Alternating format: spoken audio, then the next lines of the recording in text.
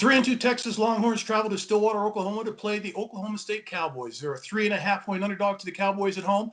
If you look at Tom Herman, the head coach, he is having the heat turned up on him. They're not used to losing games like this at Texas, and they're not used to losing period at Texas. He's got to get them over the hump. But if you look at Oklahoma State, they're 4-0, the last undefeated team in the Big 12 Conference. Mike Gundy, the mullet's done a terrific job. Spencer Sanders came back from injury last week. Wasn't spectacular through 2 picks, but Chuba Hubbard got the job done, rushing for over 130 yards against a tough Iowa State defense. If you look at this game, it's going to come down to quarterback play and defense, and I like Oklahoma State. They're favored by 3.5. I think they win this game 28-21.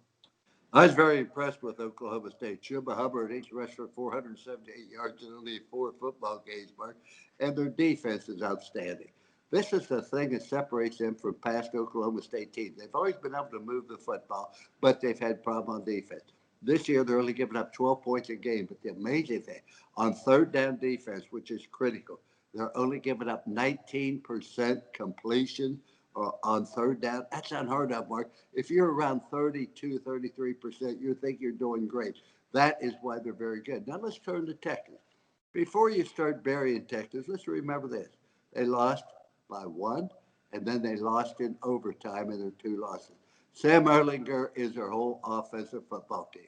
He runs. He's their leading leading rusher. In addition to that, he's also an excellent quarterback, but he's a great competitor. The problem with Texas has been fumbled.